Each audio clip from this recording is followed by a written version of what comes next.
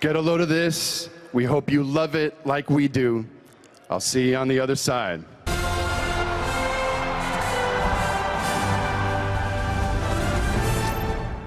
When Overwatch first came out a whole 2 years ago, I was incredibly hyped just like everyone else. I still have memories of desperately waiting in the hopes that I would get a beta code.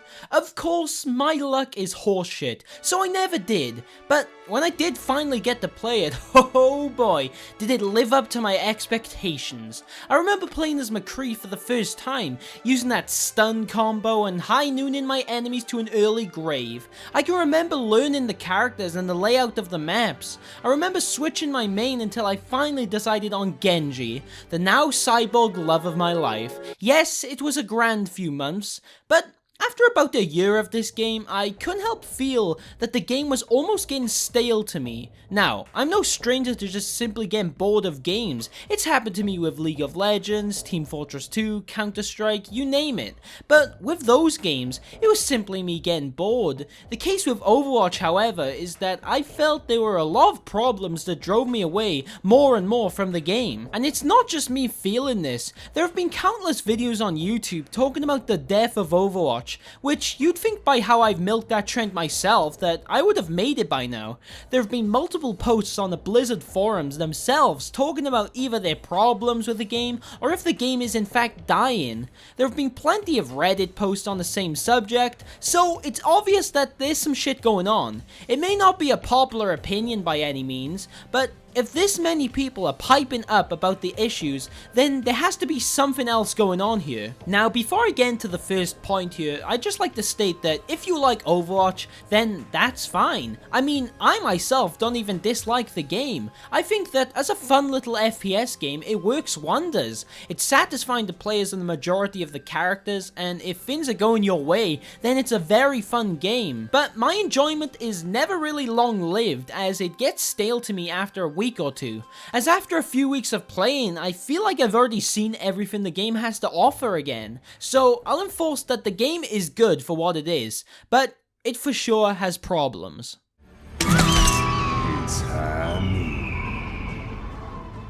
One of the biggest problems when it comes to Overwatch is the lack of content, which equals into the things to do. Sure, I'm aware that the game isn't exactly meant to be more than just a simple FPS game, and that you should expect matches of a similar nature each time, but compared to a lot of other FPS games, there's not many things to do or even ways you can shape up the game in any way. The only thing you can do to really quote-unquote spice up the game is with cosmetics, which don't exactly help make the game any different from match to match. In Call of Duty, there's always stuff like the single player, zombies, and multiple weapons and perks to change up your playstyle. In TF2, there's the man vs machine mode, and even if you play regular matchmaking, the amount of changes you can make in a class just by simply changing a weapon is crazy, and Overwatch could never really come close to competing with it. Even in League, you can choose different character builds or even lanes you can play on, but with Overwatch, there's none of that you can do.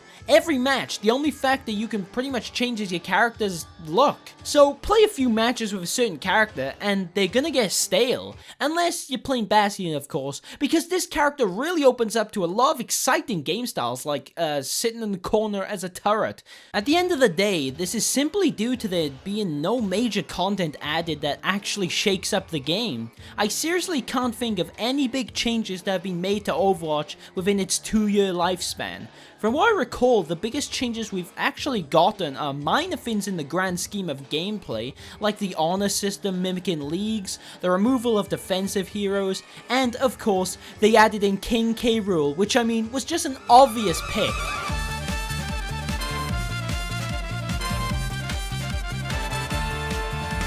Wait, no, wrong game. But in all seriousness, the only real things being added to the game since its launch are the addition of new characters and maps. Characters are good for keeping the game fresh, but they only really help for about a month or two at the most.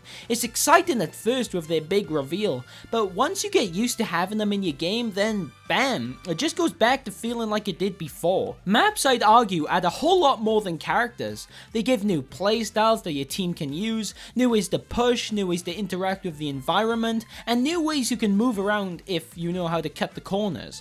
Overall, it's just a shame that Blizzard doesn't really pump out new maps as often as they would characters. I understand that this is because of how hard it is to make these assets, but I'd much welcome more things to shake up the game. But Overwatch have actually added in some content besides what I've already mentioned. New game modes. Now, some of these have become permanent modes like free-for-all deathmatch and 3v3, along with a bunch of other game modes that rotate every now and then. But the three game modes I'm referring to are of course the Uprising, Retribution, and Lucio Ball game modes. Now, what do all of these game modes have in common? That's right, you can be your favorite football man Ronaldo. No, but it's of course that all three of these game modes are not permanent to the actual game. As we all know, the Uprising and Retribution game modes come around every anniversary event, with Lucio Ball arriving in the Summer Games event. I find it ridiculous that Blizzard would choose to make these game modes a limited time thing, as if they were permanent features. Then I believe that they could potentially help combat the feeling of staleness that players feel. Though it wouldn't really make a huge difference, seeing as the problem of this lies within the main game modes. This would at least be a step in the right direction. Though it wouldn't make a huge difference, seeing as the problem of the game lies within the main game modes, it would at least be a step in the right direction. The argument against keeping these as a permanent feature usually comes down to Blizzard not wanting the player base to get fatigued by these game modes themselves, which I think is fairly reasonable. People will get bored of these types of game modes eventually, it's only natural. But if they maybe added more to them, then this wouldn't be the case. They could add new enemies to the Uprising style game modes, and for Lucio Ball, they could potentially make a basketball map or even add power-ups similar to Rocket League. I mean, that's clearly the inspiration anyways, so they may as well roll with it, right? But for now, there's not much added besides maps and characters. Speaking of characters, Let's drop the beat. now when I talk about the character designs, I'm not exactly talking about the visual side of them. I think pretty much all of these characters look great, besides Moira, but we'll talk about her later. They all look pretty well thought out and individual, except for this weird trend where a few characters look very similar in parts, as is clearly seen with Mercy and Brigette's face structures, but at the end of the day, this isn't really a huge deal. What I'd rather go into detail with is how most of the actual characters play, or more specifically their abilities. A lot of the design when it comes to these moves isn't always the best, mainly with some new characters, which is more of a personal gripe of mine. The annoying thing about some of these moves is that they take hardly any skill. When it comes to FPS games, a majority of it should come from a skill of aiming, and I get it, you know, Overwatch isn't a typical FPS, it's more of some weird hybrid of FPS and MOBA, which is the way I like to look at it. But I still feel the skill should still be there for most of the characters. It's just bullshit when you have a character like McCree, who needs pixel perfect aim to be anywhere near viable, when Roadhog can just easily grab you and bam, one-shotted. Or Symmetra, Moira and Winston can just follow you around holding mouse 1 like it does not take any skill, and it can get really frustrating knowing that they did not earn that kill at all. Luckily, this isn't a majority of the heroes, but it can still get frustrating at times. I'd say the same for some of the ults, but I'm hesitant to do so because, well, they're ultimates, they're meant to be strong. But in the grand scheme of things, it's not exactly the older characters I have a major gripe with. My main problem when it comes to the character design so far has mainly been with some of the newer heroes introduced. Now, say what you will about Blizzard, but there's no denying that Blizzard have mastered the skill of hyping up new characters to a level close to Smash Bros announcing Goku as a playable fighter. Okay, they're nowhere near that level of hype, but it's still pretty damn high. So it just seems like a waste when a lot of these characters are underwhelming. They did have a fairly strong start though. Ana is probably the best character addition so far. Sure, she was a little broken on release, but her kit was very unique compared to the rest of the cast, and she really felt like she belonged almost instantly. Sombra was teased for months as if Blizzard were tickling our dicks constantly before finally releasing her, which almost made it even more underwhelming. She has a fun kit and design, but she was pretty bad in terms of balancing, though she's now much better off these days. Orisa was almost forgettable, but was still a good ad that none of us expected. And of course, Doomfist. He was busted as shit like Ana, even more so, but regardless was a great ad in terms of lore and design. So yeah, a fairly decent start, but now we move on to the bad additions. Moira. I cannot overstate how much I despise this character. I absolutely hate everything about her. I hate her awful design that makes her look like she wants to speak to the manager at her local Hot Topic. I hate her kit. It's the most lazy and shittily designed thing in this game. She's basically a more infuriating Symmetra. She has 2 lock-on abilities, healing, damage. So you think back to Symmetra thinking, well, Symmetra is pretty strong, but she has no mobility, so it balances out. But what's the fucking point in doing that if Moira is just able to TP across the map in an instant? In my eyes, she has little to no weaknesses besides hard counters, and it's just the worst. Now with Brigitte and Hammond, I actually like these 2 characters, but hear me out. While both of these characters' kits are stupidly fun to play as, with Hammond able to do all kinds of stunts and Bridget's combos just being as satisfying as possible, they are too good. Yes, you heard me right. This is especially true of Hammond. These guys stand out way too much. Think of it like this. You have a character like Soldier 76. He runs and shoots. Pretty simple, right? Then you have Hammond over here.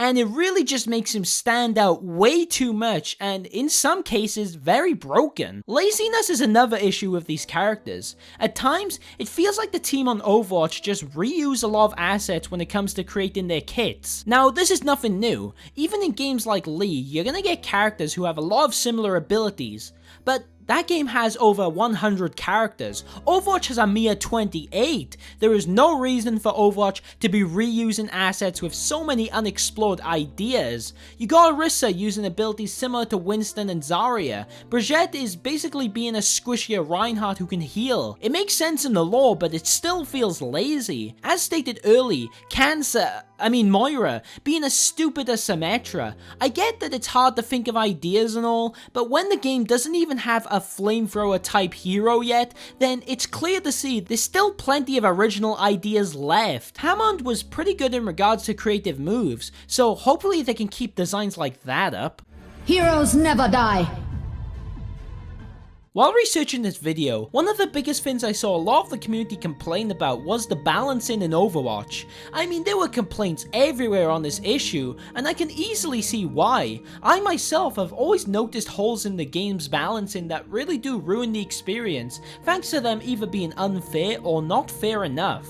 That's not to say there haven't been any good changes made to the balancing. For instance, Junkrat was a little weaker than most heroes, but after they buffed him to have 2 mines instead of 1, and he can't be hurt by his own grenades, it has made him a much more viable option. Sombra quite recently was given the ability to go invisible as long as she wants. Granted, she doesn't get hit or attack someone, which makes her so much better and less useless than usual. And Reaper went from picking up orbs to heal him after a kill, to doing general lifesteal, which makes much more sense for a video game. But they've also made some horrible changes in recent memory. One of the most notorious examples of them fucking up balancing to the extreme was none other than Mercy. She had always been fairly strong, but many complained about her ult, which I have to agree. I mean, resurrecting 5 people in an FPS game is fucking stupid. So, what do Blizzard decide to do?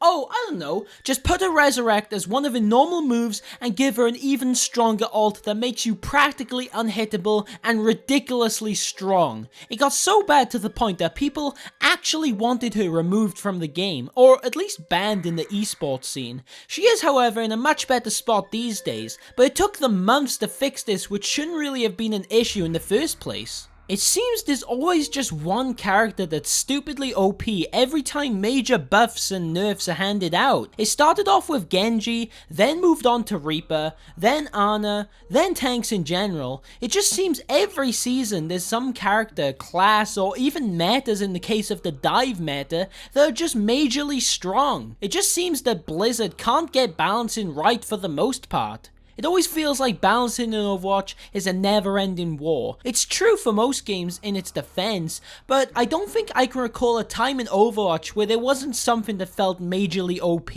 They've never been able to quite hit that perfect balance yet, and with them constantly looking to add more characters each time that are always broken on release, the future isn't really looking too bright. Hopefully in the end they reach some sort of arrangement, but with the whiny community always complaining, it certainly certainly not going to help. And that brings me on to my next point, the community. Now, I'm not going to particularly blame the dev team for this problem, as it's kind of out of their control, and if we're being fully honest here, every competitive game is pretty much the most toxic thing next to the Springfield power plant. Could you explain your model, young man? What's to explain? He's an idiot! If you've got a game where people are competing against each other, then of course there's going to be insults. Of course people are going to get mad and scream at you if you're bringing the whole team down. It's expected. Now, unlike most of the Overwatch community, who seem to think Toxicity is killing this game, I'm a bit more indifferent to it.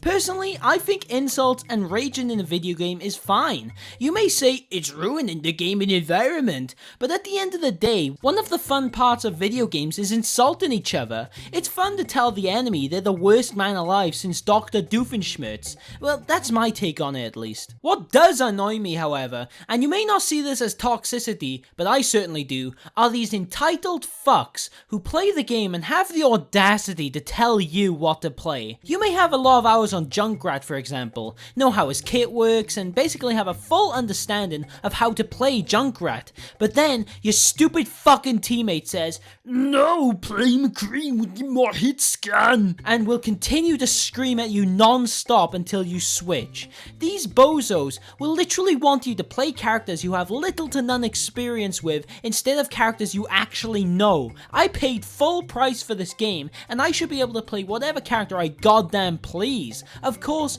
it's a little different if we need a healer and I go damage, but if we need a healer and I go Lucio, don't fucking scream at me to play Mercy, because I don't want to. Do you understand, you little bitch? So far, not much has been done to tackle toxicity of the game on all sides, besides the inclusion of the honor system, which is practically copied from League. Now, while I appreciate the sentiment, this is not going to help.